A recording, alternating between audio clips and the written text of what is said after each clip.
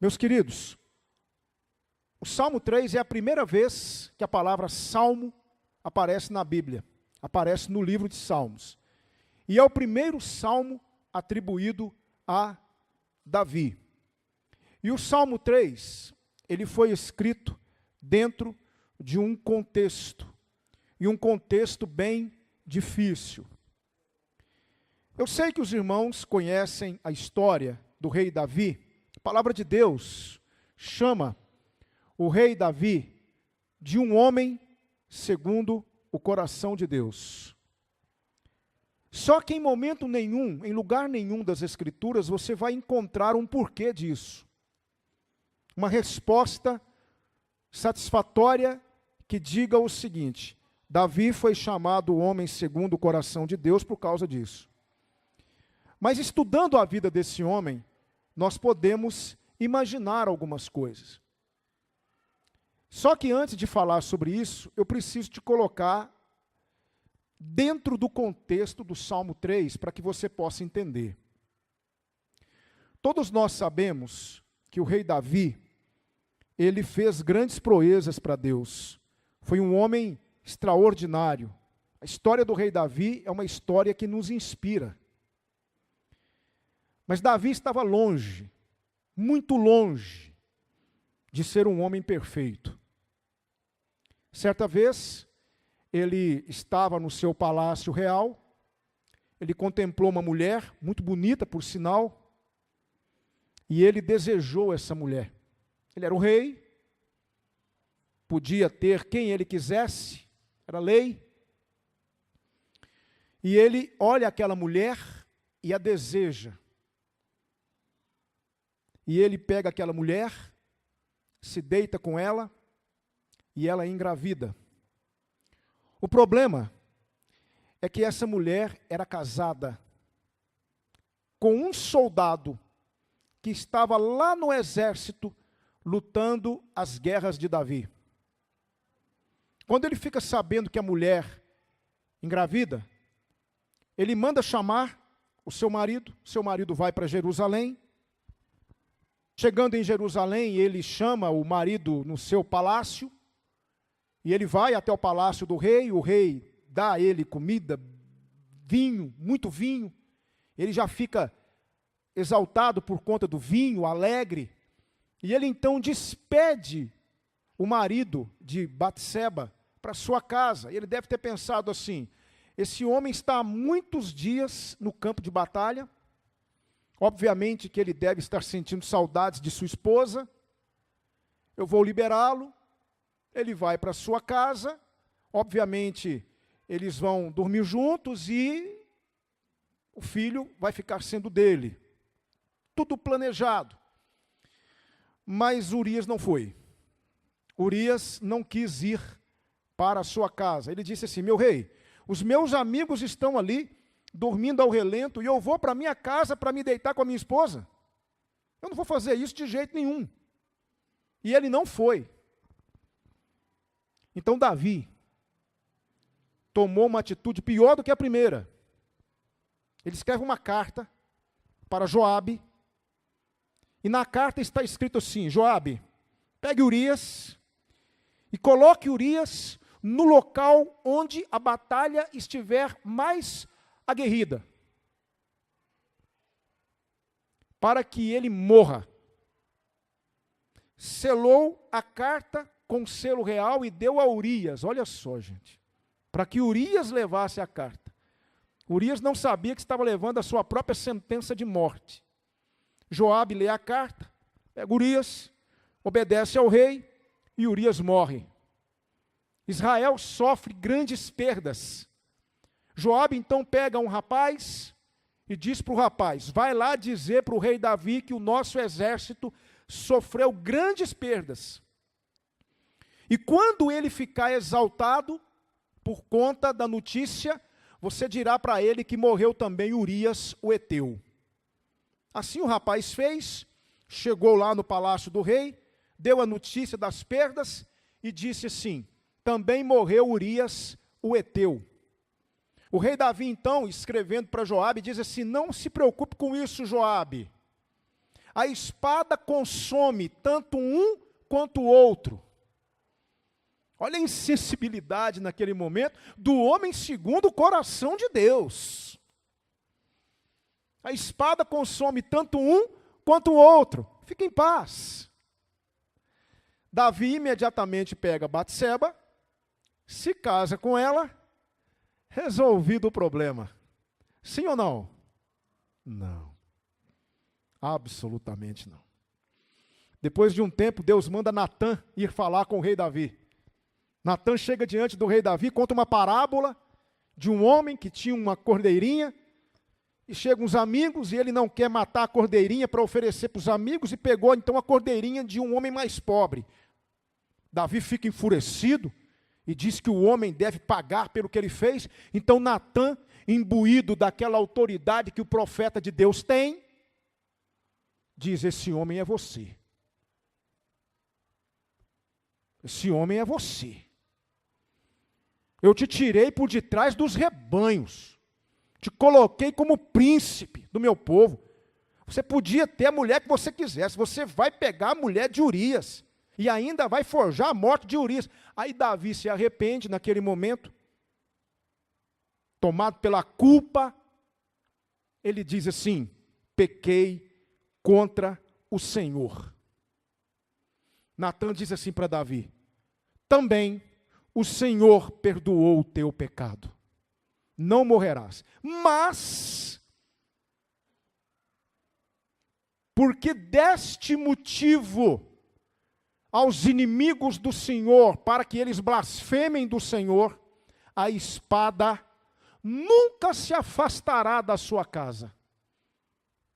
Olha aí um motivo bíblico para a disciplina na igreja. A espada nunca se afastará da sua casa, mesmo depois de ter sido perdoado. O filho que ele teve com Batseba morreu. E sabe o que aconteceu na família de Davi? Depois disso, Davi tinha várias esposas e tinha filhos com essas esposas. Um dos filhos de Davi, chamado Aminon, ele se afeiçoou pela própria irmã Tamar. Não por parte de mãe, mas por parte de pai. Era meia-irmã. Ele se afeiçoou a ela. E ele criou dentro de si uma obsessão. Ele queria se deitar com a própria irmã. Ela relutou, mas não teve jeito. Ele a forçou, se deitou com ela, e depois diz a Bíblia que ele a repudiou, que ele teve nojo dela. A expulsou. Ela foi afrontada, ela foi humilhada. O irmão dela, também filho de Davi, irmão ou meio-irmão de Aminon, Absalão, tomou as dores da irmã. E sabe o que ele fez?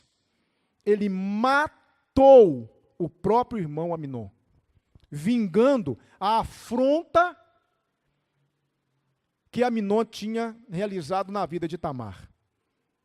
Depois disso, Absalão foge de Jerusalém. E ele fica 3 anos numa região chamada Talmai. 3 anos.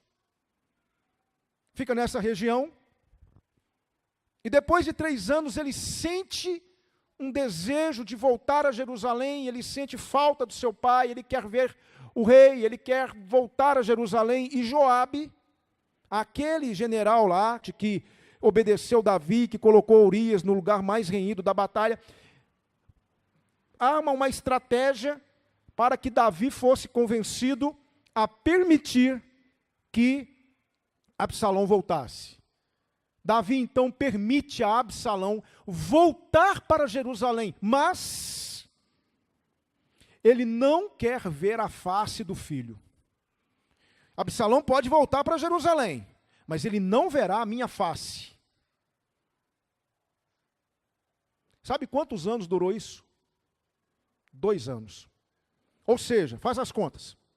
3 anos fugido, longe do pai. Mais 2, onde Davi não permitia que ele visse sua face. 5 anos sem ver a face do pai. Isso foi criando dentro de Absalão uma revolta. Ele foi se revoltando contra o seu próprio pai. Absalão era muito bonito, a palavra de Deus diz isso, que ninguém se destacava em beleza como Absalão. E Absalão tinha uma outra característica. Ele tinha a capacidade de persuadir as pessoas. Então, quando as pessoas iam a Jerusalém para terem uma audiência com Davi, e muitas vezes não eram atendidas como queriam, Absalão chamava essa pessoa e dizia assim: se eu fosse o juiz da terra, eu atenderia o seu caso. Se eu fosse o juiz da terra, eu ouviria você. Absalão pegava aquela pessoa, beijava aquela pessoa, e com isso, ele foi conseguindo adeptos. E sabe qual foi a atitude de Absalão? Ele se rebelou contra o próprio pai. Qual foi a profecia de Natã? A espada nunca se afastará da sua casa. Ele então se rebela contra o próprio pai. E ele agora, com várias pessoas ao seu lado, e muitos que antes eram partidários do rei Davi, se voltam contra o próprio rei Davi e ficam do lado de Absalão. Eles agora começam a marchar para Jerusalém para tomarem o reino de Davi. Essa notícia chega ao rei Davi. E sabe o que é que o rei Davi faz? Sabe qual é a decisão que ele toma? Fujamos da face de Absalão. O rei Davi decide fugir do próprio filho para evitar um embate com ele. Ele foge. Assim como ele fugia de Saul, ele volta a ter esse tipo de situação diante de si. Ele começa a fugir de Absalão para não ser morto pelo próprio filho. É nesse contexto que ele escreve o Salmo 3. Entende? É nesse contexto que ele vai escrever o Salmo de número 3. E ele vai dizer assim: Senhor, como se tem multiplicado os meus adversários. São muitos os que se levantam contra mim. Muitos dizem da minha alma: não há salvação para ele em Deus. Por quê? Porque os seus adversários aumentavam todos os dias. Pessoas que antes estavam do lado do rei Davi, agora se voltavam contra o rei Davi. Aí a gente entende uma passagem que está na Bíblia, lá em Jeremias, capítulo 17, quando o Senhor fala a Jeremias, e Jeremias, inspirado pelo Espírito Santo, diz assim: maldito é o homem que confia no homem. Que coisa, né? Pessoas que antes eram partidárias, pessoas com as quais Davi podia contar, agora estavam contra ele. E este exército de Absalão só aumentava. E eu tenho, irmãos, no meu coração a convicção de que se Davi não tivesse fugido, ele teria que enfrentar o próprio filho. Davi errou muito como pai. Entenda que essa circunstância que Davi está enfrentando foi devido às suas ausências e às suas falhas como pai. E agora ele está colhendo fruto, não só do pecado lá de trás, mas também da sua falha enquanto pai. Porque ele ficou 5 anos sem ver a face do filho, e ele foi o responsável pela revolta de Absalão.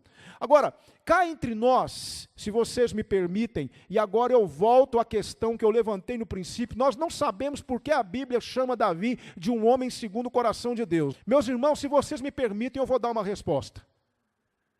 Eu vou dar uma resposta. Esse homem tinha muitos defeitos. Esse homem foi um homem de sangue, ele pecou com Batseba, ele foi o responsável pela morte de Urias, ele foi ausente enquanto pai. Davi não foi um bom pai, não foi.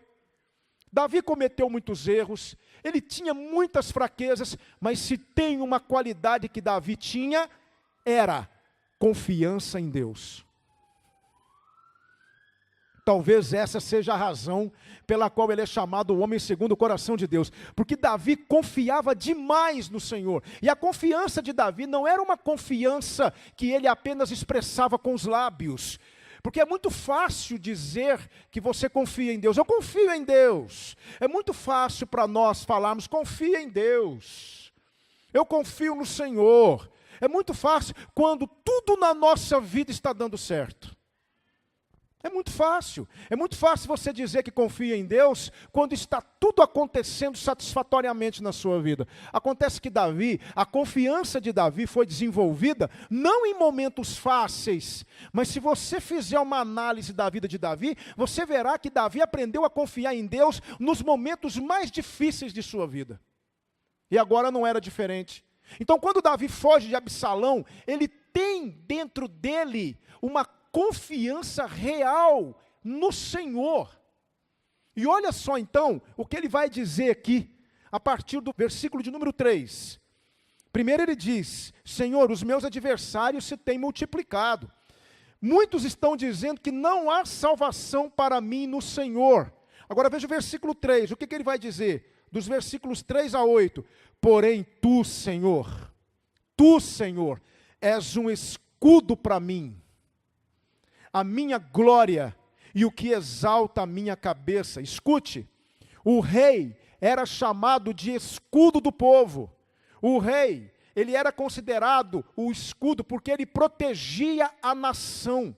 Davi está dizendo, o meu escudo é o Senhor.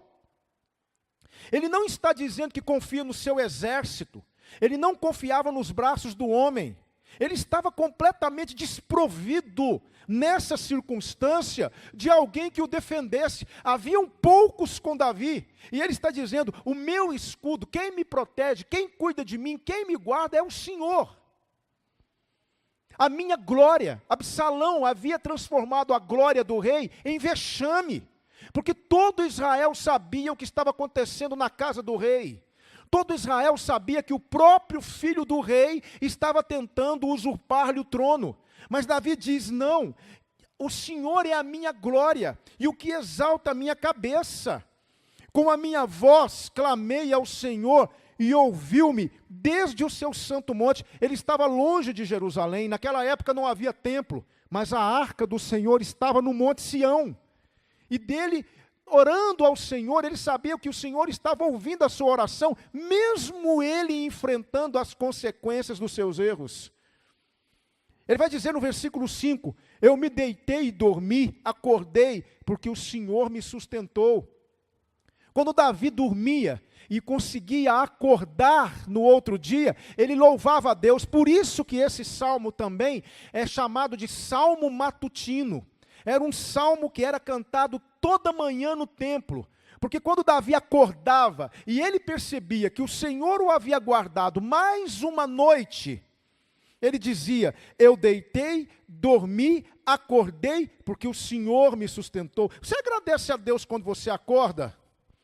Quando você abre os olhos e você diz assim, Senhor, obrigado por essa noite de sono. Porque quando você estava dormindo, você estava inteiramente à mercê das circunstâncias. Quem é que estava guardando você? Quem é que estava fazendo seu coração bater? Quem é que estava fazendo seu pulmão respirar? Você estava expirando e inspirando. Quem é que estava fazendo isso? É o Senhor, irmãos. E Davi se lembrava disso toda manhã, naquela circunstância de fuga. E ele dizia, eu me deitei, eu dormi, acordei. Por quê? Porque o Senhor me sustentou. Aí ele diz assim no versículo de número 6, olha a confiança de Davi. Não temerei 10 milhares de pessoas que se levantam contra mim e me cercam. Havia um número infinito de pessoas que estavam do lado de Absalão e queriam a morte de Davi. E ele diz, eu não tenho medo de 10 milhares de pessoas que se levantam contra mim. Versículo 7, levanta-te, Senhor. Ele sabia que quando ele acordava, os inimigos dele também estavam acordando. E eles estavam se armando novamente para mais um dia de perseguição a Davi.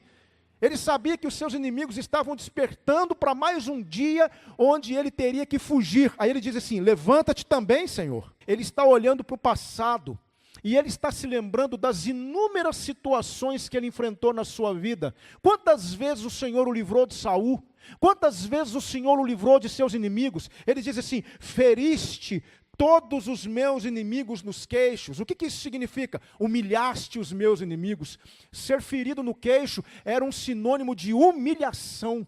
O Senhor havia humilhado todos os inimigos de Davi, todas as pessoas que intentaram mal contra Davi, que quiseram de alguma maneira destruir Davi, foram frustradas em seus planos, todas. E Davi está dizendo: feriste os meus inimigos nos queixos, quebraste os dentes aos ímpios. Aí no versículo 8 ele toma uma atitude impressionante. A salvação vem do Senhor sobre o teu povo. Sabe aquele povo que se rebelou contra ele? Aquele povo que ficou do lado de Absalão? Aquele povo que estava procurando Davi para o matar? Ele diz: sobre o teu povo seja a tua bênção. Olha que lição. Ele estava sendo perseguido, estava sendo realmente caçado, e ele ora por essas pessoas. Entendeu por que Davi era o homem segundo o coração de Deus? O que você faz quando você fica sabendo que alguém está falando mal de você? O que você faz quando você fica sabendo que alguém quer que algo dê errado na sua vida? Você fica com raiva? Você fica irado? Você fica de alguma maneira arquitetando um plano para se vingar? Ou você ora por essa pessoa? Davi orou pelos seus inimigos. Ele disse: sobre o seu povo seja a sua bênção. Eu aprendi 3 lições aqui que eu gostaria de compartilhar com você.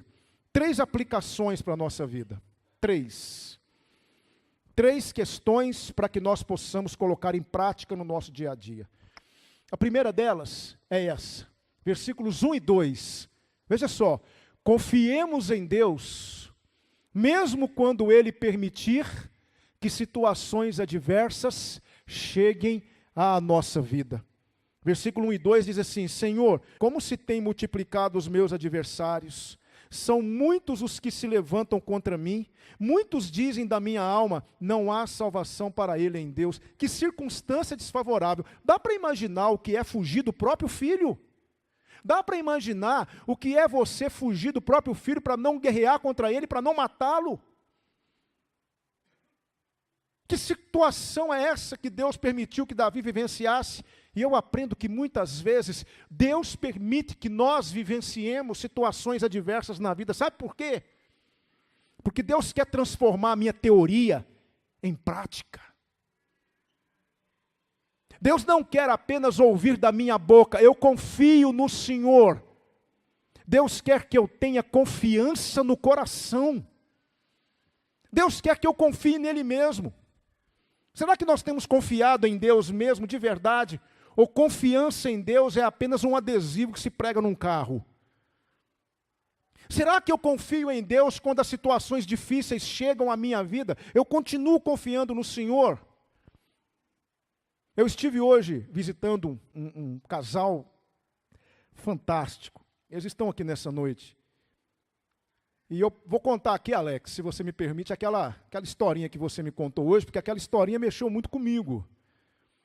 O irmão Alex me contou de uma pessoa que ele conhece que foi acometida de uma enfermidade, e essa enfermidade fez com que ele perdesse os movimentos da cintura para baixo.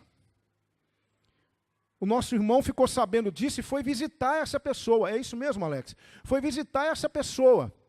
E quando ele foi lá visitar essa pessoa e conversar com essa pessoa disse para ele assim: meu irmão, eu recebo de Deus o que for. Se Ele quiser me curar, amém. Se Ele não quiser me curar, amém.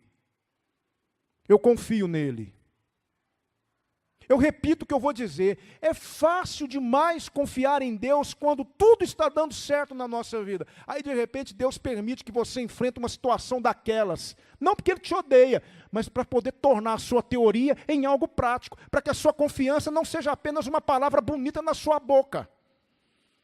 Porque é muito fácil dizer: eu confio no Senhor. Será que confia mesmo?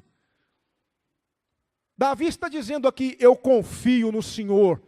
No pior momento de sua vida. Eu não consigo ver na vida de Davi uma situação tão difícil quanto essa de fugir do próprio filho. Você consegue? E ele diz: eu confio. Ele não sabia o que ia acontecer. Ele não tinha a menor condição naquele momento de de saber ou de imaginar o que ia acontecer. Ele estava totalmente entregue nas mãos de Deus. Existem circunstâncias na nossa vida que são provenientes das nossas escolhas, são provenientes das nossas atitudes, das nossas ações. Colhemos o fruto daquilo que plantamos. E outras circunstâncias não. Deus permite que venham justamente para isso, para nos amadurecer. E para quando eu pensar em dizer que confio nele, eu agora ter algum tipo de bagagem, de know-how, para dizer eu confio mesmo. Confiança em Deus é algo muito sério. É muito fácil dizer que se confia. E tão difícil provar que se confia. Então a primeira lição que eu aprendo aqui, é essa.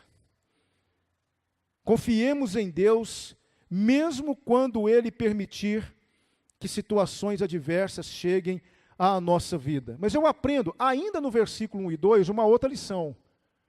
Confiemos em Deus, mesmo quando tudo parece estar contra nós.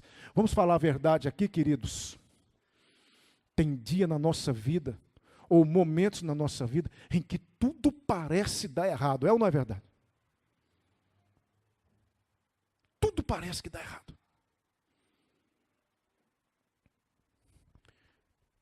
Você perde o emprego, o carro estraga, seu filho fica doente, as contas chegam e você não tem de onde tirar o dinheiro para pagar. Está desempregado. E a situação vai ficando difícil. E aquela pessoa que você contava com ela, não tem uma pessoa aí que está me devendo um dinheiro, eu vou procurar essa pessoa para ela me pagar, o dinheiro que eu vou receber dessa pessoa vai me ajudar. Aí você procura a pessoa fala assim, rapaz, eu não sei nem quanto que eu vou te pagar, porque eu estou pior do que você. E você fala, e agora? Parece que tudo está contra a gente. Às vezes acontece isso. E você não sabe o que fazer, você não sabe. Meu querido irmão, minha querida irmã, às vezes nós nos esquecemos de que existe um Deus para onde correr. Vivemos assim. Falamos dele, lemos sobre ele, cantamos sobre ele, mas quando é para recorrer a ele, é para buscá-lo, é para clamar, é para cair de joelhos, é para pedir ajuda, nós simplesmente ficamos tão desorientados com a situação à nossa volta, que nós nos esquecemos de olhar para cima. Existe um Deus lá. Ah, mas está difícil, pastor, eu já estou orando há muito tempo. Ore mais. Pastor, mas eu estou orando, Deus parece não me responder. Ore mais. Eu nunca vou me esquecer, nunca. Eu já contei isso para a igreja umas 2 vezes. Eu nunca vou me esquecer, como há muita gente nova aqui, eu nunca vou me esquecer de uma ilustração que o meu professor me disse uma vez no seminário de Naamã. Nunca vou me esquecer disso, nunca. Eu sempre me lembro disso. Naamã recebeu uma notícia de que ele teria que ir tomar 7 banhos, dar 7 mergulhos no Rio Jordão, se ele quisesse ficar livre da lepra. A menina disse, se o meu senhor estivesse diante do homem de Deus em Samaria, ele curaria o meu senhor da lepra. Naamã foi lá, conversou com o rei mandou um recado para o rei de Israel disse assim, olha só, ele manda um recado para mim como se eu pudesse curar Naamã. Veja só como ele está buscando ocasião contra mim. Eliseu ficou sabendo e disse assim, ô rei, manda ele para mim. Há Deus em Israel, rei. Naamã então vai até Eliseu, e Eliseu diz assim, manda ele dar 7 mergulhos no Rio Jordão. Ele olha para o Rio Jordão, água barrenta, aquela água suja. Ele diz assim, mas na minha terra tem rios melhores, Abana e Farfar, eu podia ter mergulhado lá, eu viajei esse tempo todo para chegar aqui, para tomar 7 banhos, dar 7 mergulhos nesse rio sujo. Eu achei que ele fosse invocar o seu Deus, que fosse ter alguma coisa espetaculosa do céu. Aí o soldado dele disse assim: ô meu pai, olha só como é que ele chamou o general. Ô meu pai, se ele te pedisse algo pior, o senhor não ia fazer? Algo mais difícil? Quanto mais mergulhar no rio. Aí, Naamã, quando ele conseguiu se despir do seu orgulho, ele foi até o Rio Jordão, mergulhou a primeira, nada. Mergulhou a segunda, nada. Mergulhou a terceira, nada. Mergulhou a quarta, nada. Mergulhou a quinta, nada. Mergulhou a sexta. O que você faria? Quer saber de uma coisa? Esse negócio é papo furado. Não vai acontecer nada, nadinha de nada. Eu vou embora. Não. Na sétima vez, no sétimo mergulho, porque Deus não disse 6, Deus não disse 5, Deus disse 7. No sétimo mergulho, ele olhou e a carne dele estava toda restaurada. Aí o meu professor disse uma coisa que eu nunca mais vou esquecer. Nunca mais vou esquecer. Ele disse assim: às vezes, o milagre de Deus, a resposta de Deus, está na próxima tentativa. Entende, irmão? Tem dia que parece que tudo está dando errado para você. Davi, acostumado a acordar na sua cama confortável, agora estava dormindo ao relento. Acordava naquele chão duro. Era mais um dia para fugir. Lembrava-se que um monte de gente estava contra ele. O filho marchando contra ele. Ele na iminência de perder o reino. A qualquer momento ele podia perder o reino. Tudo dando errado. Mas Davi disse: eu confio no Senhor. É nesses momentos que nós mostramos se a nossa confiança é real ou não. Eu não estou aqui dizendo para você que eu quero passar por esses momentos, mas eu preciso que o Senhor me prepare para esses momentos, porque é nesses momentos que nós mostramos ao Senhor se a nossa confiança é real ou não. Meu querido irmão, em quem você tem confiado?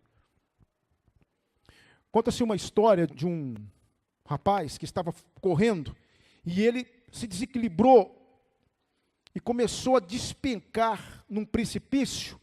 De repente, ele olhou assim, ele foi caindo, e ele olhou assim e tinha um galhozinho no barranco. E ele se agarrou naquele galho. Se agarrou com todas as suas forças naquele galho. E ele começou desesperadamente a clamar: socorro! Socorro! Alguém me ajude! Ele sabia que aquele galho não ia aguentar muito tempo. E ele disse: socorro! Socorro! Olhava para baixo, olhava para cima, e o galho soltando, e ele: socorro! Socorro! Aí ele escuta uma voz assim: ei, eu estou aqui. Ele: eu quem? Eu quem? Sou eu, o Senhor. O Senhor, me socorre, eu vou cair. Me socorre, Senhor. Aí o Senhor falou para ele assim: você confia mesmo em mim? Claro, claro que eu confio no Senhor. Então solte o galho. Ele olhou para cima, ele olhou para baixo, olhou para cima e disse assim: tem mais alguém aí me ouvindo, por favor, socorro! Tem mais alguém aí me ouvindo?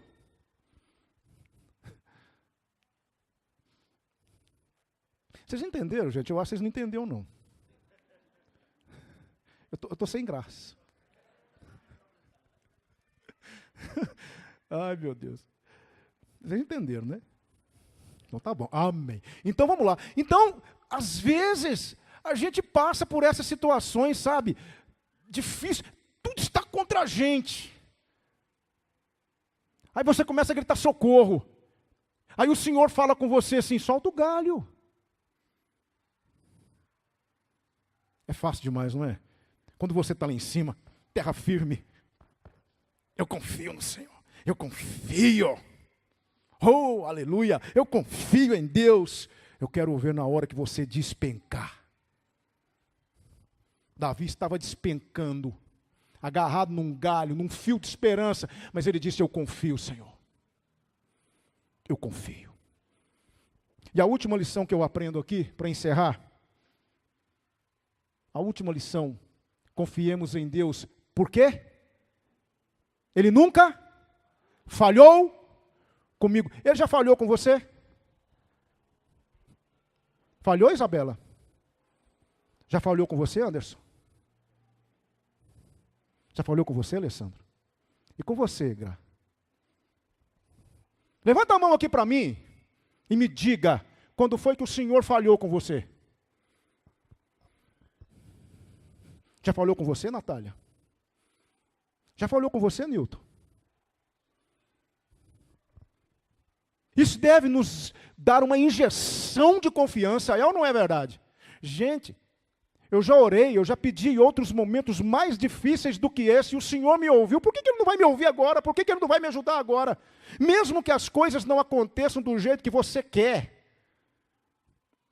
Mas, irmão, confie no Senhor. Eu não sei se você está passando por um momento difícil agora na sua vida. Eu não sei se você está despencando. Não sei. Talvez haja alguém aqui nesta noite que está despencando. Está agarrado num galho. Está difícil, pastor, está complicado. Eu sei, irmão. Eu sei que não está fácil, mas para onde você vai? Em quem que você vai confiar nesse momento? Meu querido, você precisa confiar em Deus. Está na hora de você colocar isso em prática, está na hora de você transformar essa frase, eu confio, em algo real que te dê paz.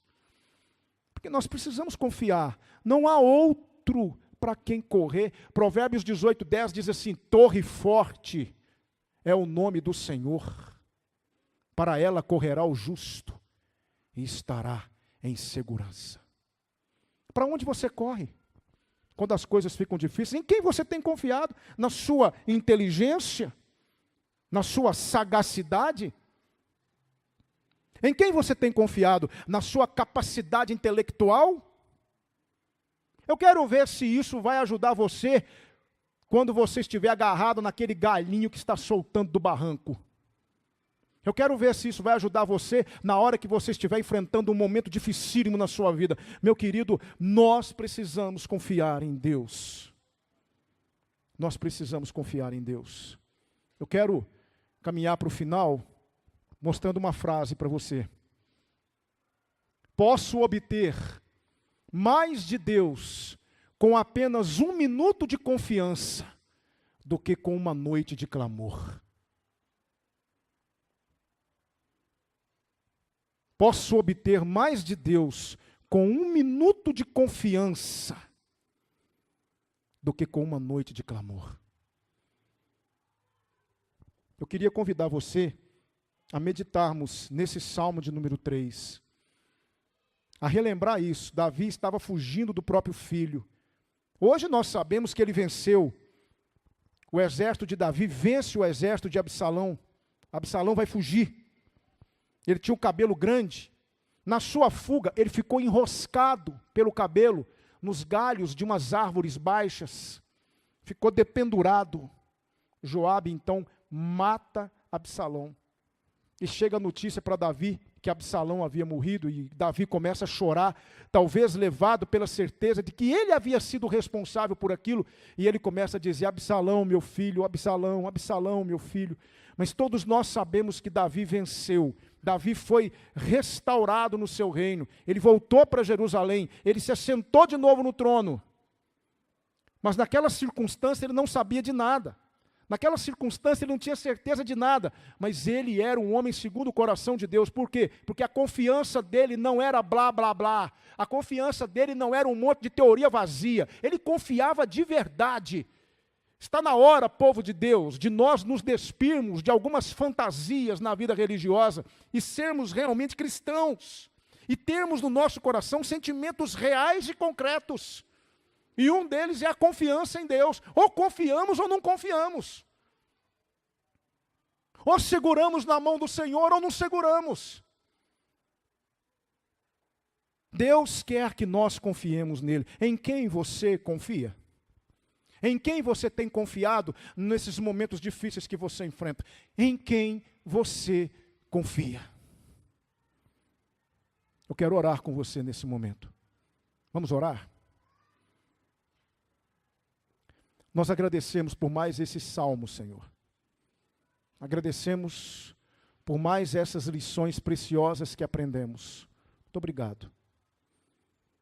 Te agradecemos porque o Senhor tem sido o nosso escudo, o nosso Salvador. Pai Santo, eu quero que o Senhor ouça bem o que nós vamos dizer agora. Senhor, nós não temos outro Deus na nossa vida. Tu és o nosso Deus. É ao Senhor que clamamos. Eu não sei se há irmãos ou irmãs aqui, Senhor, passando por dificuldades, problemas, tribulações, porque quem é que pode penetrar na sua mente e lhe dar conselhos, Senhor? Quem é que pode dizer para o Senhor não fazer isso ou aquilo? Quem é que pode? Ninguém. Se o Senhor está permitindo que irmãos e irmãs aqui enfrentem momentos difíceis, o Senhor tem propósitos nisso. Mas, ó Deus, nós te pedimos que desperte no coração do teu povo a verdadeira confiança no Senhor.